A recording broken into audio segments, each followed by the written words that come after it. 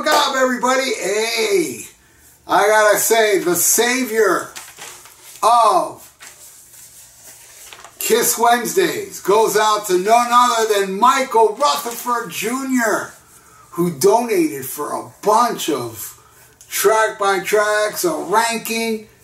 I'm going to have videos from Michael for weeks to come. And the first one I want to tackle, which is the only one I had to study for, because everything else he asked for, all these Kiss track by tracks, going against different bands, by the way. I know these albums fine, but I don't know this one, which is Van Halen 3. I mean, I've heard it, and I was horrified by it. And he wants me to put it about Carnival Souls. As you can see in this video, it says suck versus suck with a question mark. Because Michael, I guess, he said, hey, this is going to be a suck versus suck. I guess Michael doesn't like this. Carnival Souls. I mean, I don't think it sucks. But it doesn't matter what I think. If Michael thinks it sucks, hey, that's his opinion, man. And I respect people's opinions. I don't care. As long as you're respectful. Like, you know, I mean, every time I do these, you know, Van Halen without David Lee Roth things, I get a lot of, you know, complaints and this and that. Like, you know, and then there's people that say, well, at least Sammy wasn't as bad as Gary Cherone. I disagree. Gary Cherone sounds like Sammy on this damn album. And the music does nothing for me. And yes, I know there's a lot of you Sammy people out there, and that's cool, but the Sammy twats, let me tell you something about all you Sammy twats. Alright? You ready for this? Here we go. This is me caring about your opinion. Yup. I can't picture that either. Alright, so here we go. Alright, here we go. So Carnival Souls came out first, so let's start this. First song is Hate, which is, to me, kind of like Unholy Part 2. It's a demon tune. I dig it. Going against New World, which is just a little tiny instrumental, which is probably the best thing on here, to tell you the truth. And it's not even that good. I mean, it's not bad, actually. It's kind of cute. Kind of pretty playing from my favorite guitar player of all time, Edward Van Halen. But I'm going to give that to Hate. Next, Rain. Now, I understand how a lot of Kiss fans would hate Carnival Souls, because, you know, Rain is like depressing. I mean, Paul Stanley even says it. Oh my God, that album is, you know, it's just so depressing. And Rain is a very, you know, dark, you know, lyrically tune about, you know, it's just like, just dark, you know, and that's going against Without You. By the way, I like Rain. I did like the song. I really don't care if, I mean, I'd rather hear Rain than Take It Off, you know. But that's me. Want to picture me again, caring about your opinion? If you're a pickle whistler. Because if you're not a pickle whistler, I respect your opinion. Rain, Without You again. That sounds like Sammy Hagar to me.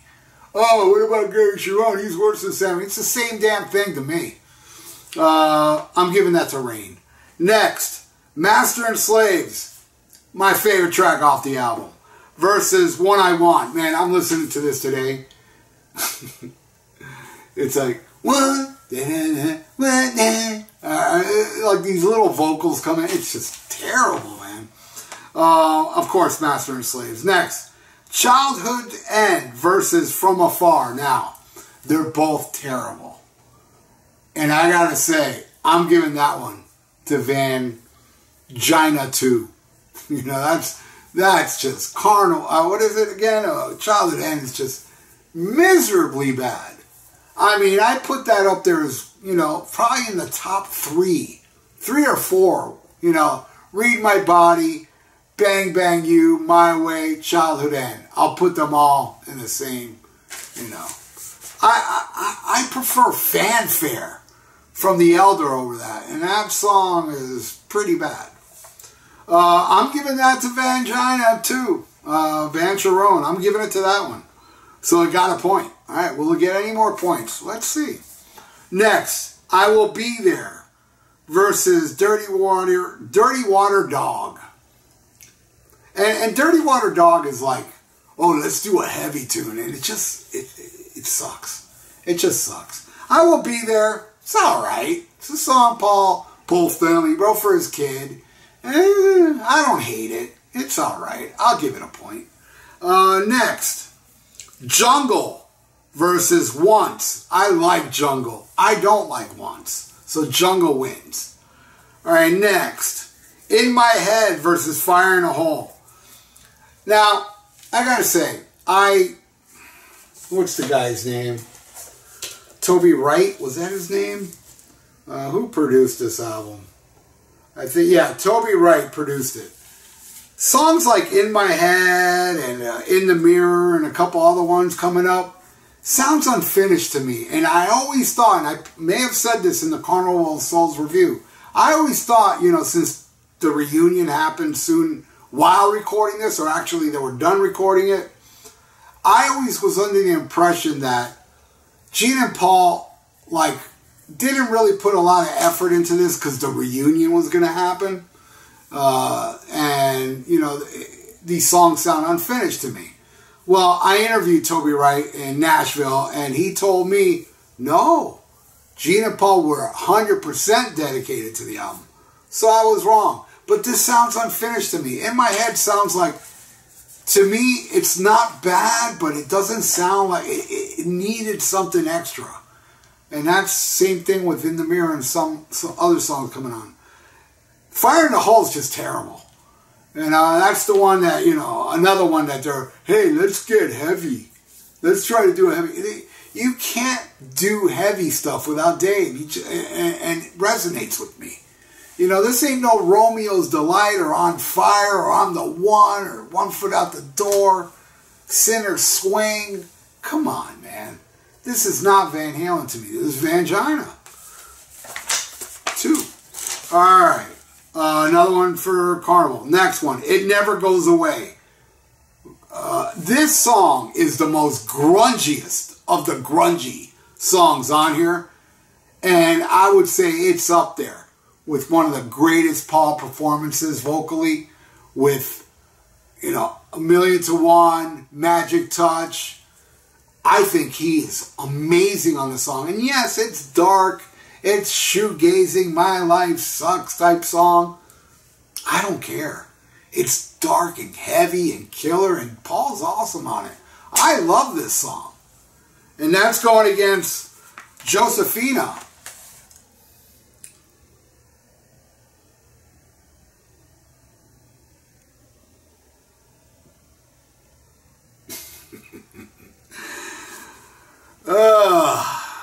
Man, oh Shevitz, that song sucks. It Never Goes Away. Seduction of the Innocent versus Year to the Day. Was it a year to the day that they recorded More Than Words Extreme? I know it wasn't. I know it was years prior, but that's them going, hey, let's do a More Than Words type song. No, thank you. Boring. Seduction of the Innocent, again, I gotta say, it's like In My Head and In the Mirror. It doesn't sound finished. It doesn't sound horrible, but there's just something missing there. But I'm giving it to that one. Next one, I Confess versus Primary, which Primary is a little guitar instrumental, and boy, Eruption, it's not. What the hell's going on here? It almost sounds like a sitar. I don't even remember this when I heard this back in the day. One thing I did remember the most about Van Halen 3 listening to back then is that, man, the guitars sound really weird. It doesn't have any kind of bite. And on this song, it's all this little, I don't know what the hell's going on. It's just not good. I mean, greatest guitar player ever, but he needs Dave's energy, man, to deliver the crunch. I'm giving that to I Confess. And again, nothing special about I Confess. Next, In the Mirror. I already talked about this enough. Going against Ballad or The Bullet. This song is so disjointed. You know, and again, I mean, it sounds like Sammy Hagar.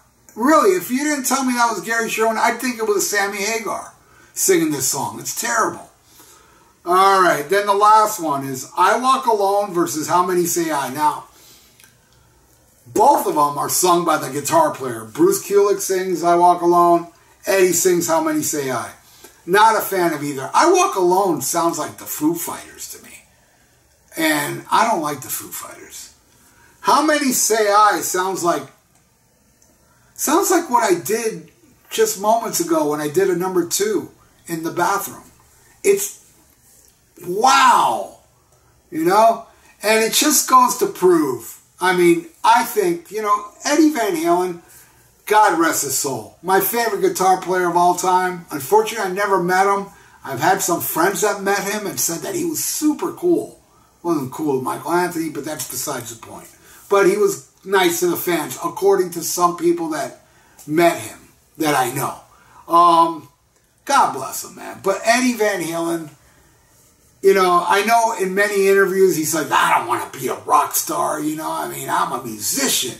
But I think, man, with all the accolades and every year winning greatest guitar player on Guitar Player magazine, I do think his head got inflated.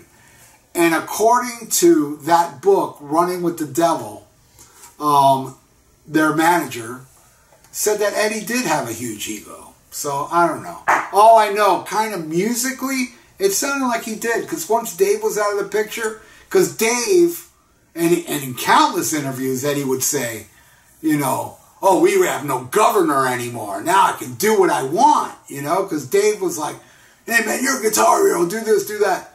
When he was left to his own devices and Sammy Hagar was like, do what you want. I mean, go ahead, Eddie, I suck, so whatever, you can suck too, you know. He didn't say that, because Sammy Hagar could never admit that, but that's how it was.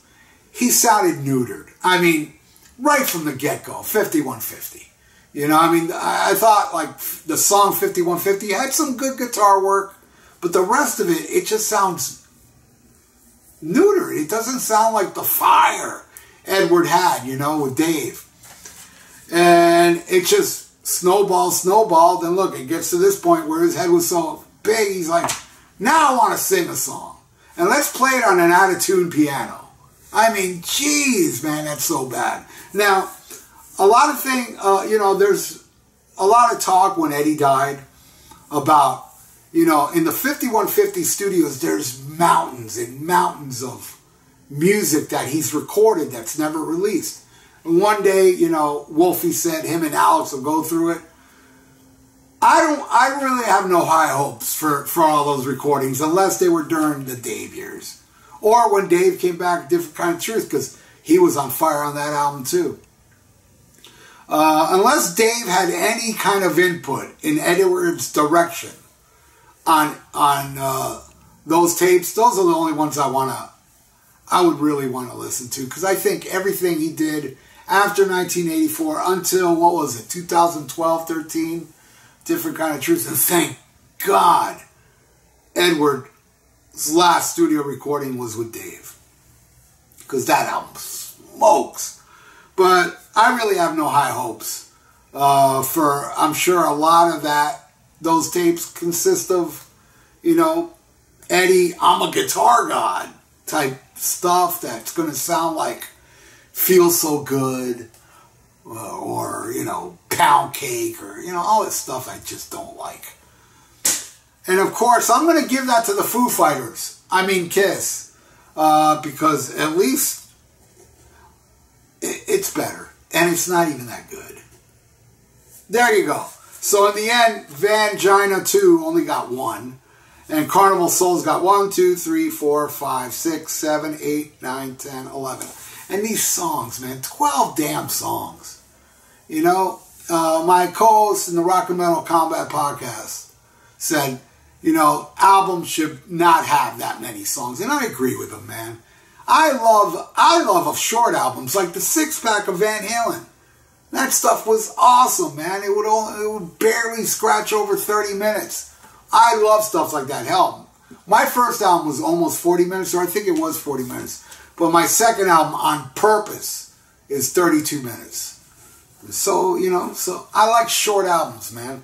And so, anyway, this was a slaughter. So Michael Rutherford Jr., that's only the first one I did, dude. You got, I'll tell you how many he has left.